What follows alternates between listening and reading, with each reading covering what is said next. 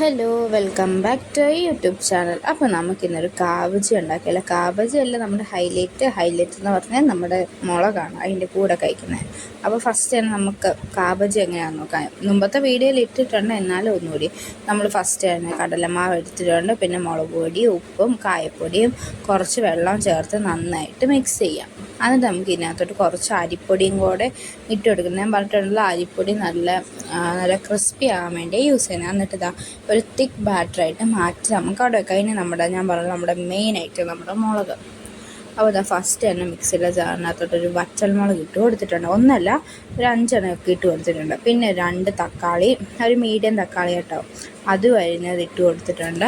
പിന്നെ ഇതിനകത്തോട്ട് ആവശ്യത്തിനുള്ള ഉപ്പ്, പിന്നെ കുറച്ച് ഉള്ളിയല്ല സബോള ആട്ടോ ഇട്ട് കൊടുത്തേക്കുന്നത്. ഇത്ര ഇട്ട് കൊടുത്തിട്ട് നമുക്ക് നന്നായിട്ട് ഇത് പേസ്റ്റാക്കി എടുക്കണം.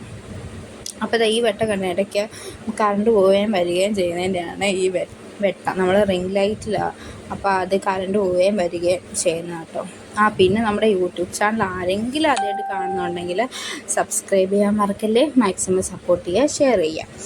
അപ്പോൾ ഇതെല്ലാം ഇട്ട് നമുക്ക് കുറച്ച് ഞാൻ മുളക് പൊടി ഇടണം കേട്ടോ, അത് പറയാൻ ഞാൻ മറന്നു. കണ്ടില്ലേ, ഇതുപോലെ നന്നായിട്ട് അരച്ചങ്ങ് നമുക്ക് എടുക്കാം. അപ്പോൾ സെറ്റായിട്ടുണ്ട്. ഇനി നമ്മൾക്ക് ബജി ഉണ്ടാക്കിയെടുക്കുക. അപ്പോൾ എണ്ണ ചൂടാക്കാൻ വെച്ചിട്ടുണ്ട്. ഇനി ഞാൻ പറഞ്ഞു നമ്മുടെ ബജിക്ക എടുക്കുക, ഈ ബാറ്ററി മുക്കുക, ഈ എണ്ണയിലോട്ട് നല്ല തിളച്ച് വരുന്ന എണ്ണയിലോട്ടിട്ട് നല്ല ഫ്രൈ ചെയ്ത് എടുക്കണം. പിന്നെ ഉണ്ടല്ലോ, നമ്മൾ മുളക് ഉണ്ടാക്കുന്ന വീഡിയോ അതെൻ്റെ കയ്യിൽ നിന്ന് പോയതല്ല, ക്യാമറ ഓണാക്കി വെച്ച് പക്ഷേ എടുക്കാൻ മറന്നുപോയി.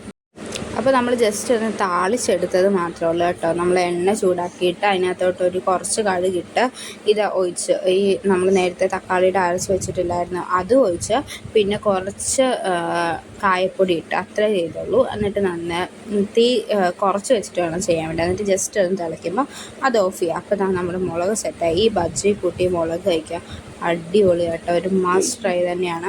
ഇനി എല്ലാവരും മുളക് ഉണ്ടാക്കുമ്പോൾ ഇങ്ങനെ ട്രൈ ചെയ്യണം, അടിപൊളി ടേസ്റ്റ് കേട്ടോ.